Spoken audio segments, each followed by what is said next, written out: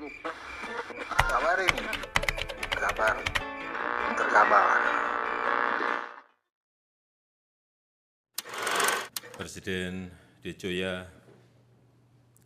keluarga besar Georgetown, hadirin sekalian, selamat siang. Oh yes.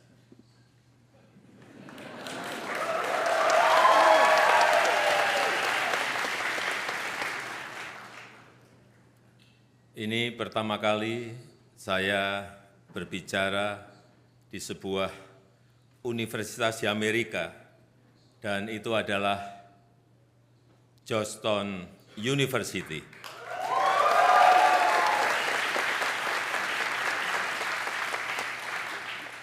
Alasan saya ada dua. Yang pertama, karena ini adalah universitas bagus, top.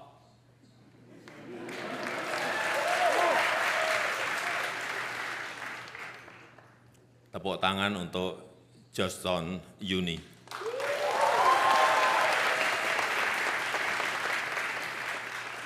Yang kedua, karena Indonesia dan Georgetown akan menjalin kerjasama dan Georgetown akan membuka kampus di Indonesia tahun depan.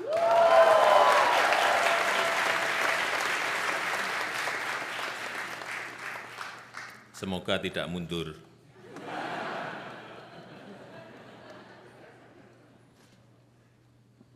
Pendidikan adalah salah satu prioritas Indonesia, karena di tahun 2030-an, Indonesia akan mengalami bonus demografi, sehingga kualitas sumber daya manusia menjadi faktor penentu.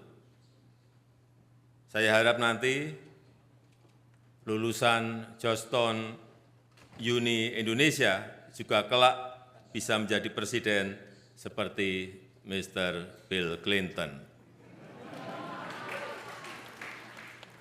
Siang ini saya tidak akan berbagi tentang ilmu negosiasi,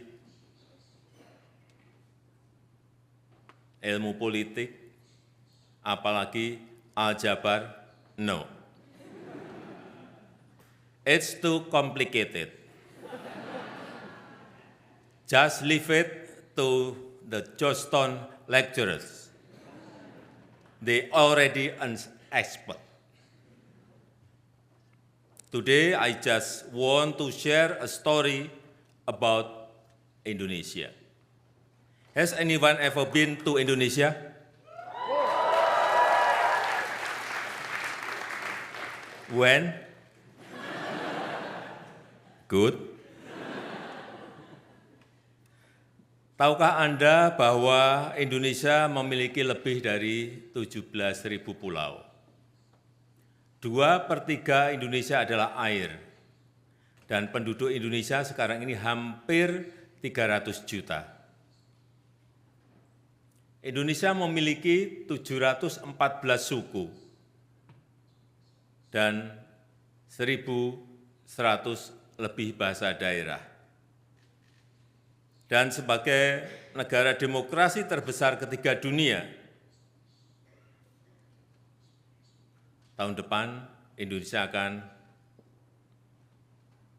ada pemilu, pilihan presiden dan legislatif atau parlemen, dan kemudian di bulan November akan ada pilihan gubernur, bupati, dan wali kota.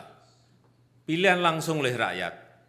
Gubernur ada 38, bupati dan wali kota ada 514. Dan setelah itu juga ada pilihan kepala desa yang jumlahnya 74.800. Indonesia adalah negara yang dipersatukan oleh keberagaman.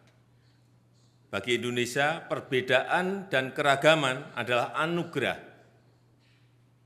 Dan dalam mengelola keberagamannya, Indonesia memiliki panduan, memiliki ideologi, yaitu Pancasila, Unity in Diversity, yang menginspirasi di setiap sendi-sendi kehidupan, termasuk kehidupan bernegara.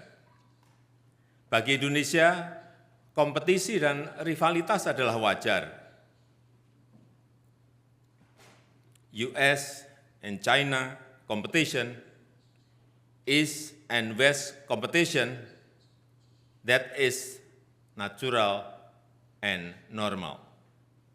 Adanya perbedaan adalah hal yang biasa, but most importantly, it must be managed well, agar tidak menimbulkan konflik terbuka yang dapat dipicu ketidakstabilan kawasan, sehingga yang namanya communication, room for dialogue, collaboration, cooperation itu menjadi kunci untuk mencapai stabilitas dan perdamaian, baik di kawasan maupun di dunia.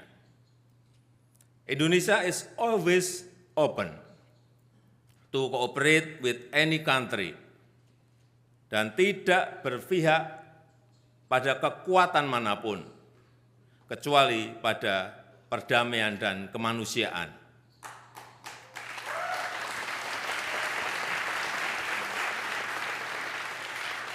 Itulah prinsip yang kami bawa di keketuaan Indonesia di G20 dan di ASEAN, yang dijalankan dalam situasi dunia yang terbelah dengan rivalitas yang sangat tajam dan geopolitik yang memanas. Still, praise to God, keduanya dapat diselesaikan oleh Indonesia dengan baik. Kemudian banyak yang bertanya, how could it be? How to? Then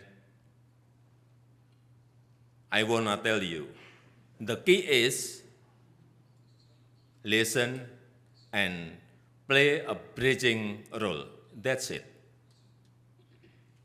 Kadang kita sering lupa mendengarkan, lupa memahami kepentingan pihak lain, karakter bangsa lain, terutama ini untuk negara besar dan negara maju, yang sibuk memaksakan kepentingannya dan tidak jarang disertai ancaman, padahal dunia tidak sedang baik-baik saja. Instabilitas terjadi di mana-mana. Perang di Ukraina belum selesai, sudah muncul perang di Gaza, dan setiap menit, 10 menit,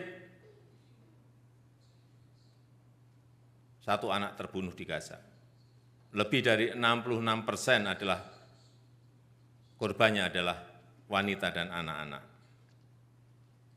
Human life seems meaningless, but for me, every life is precious.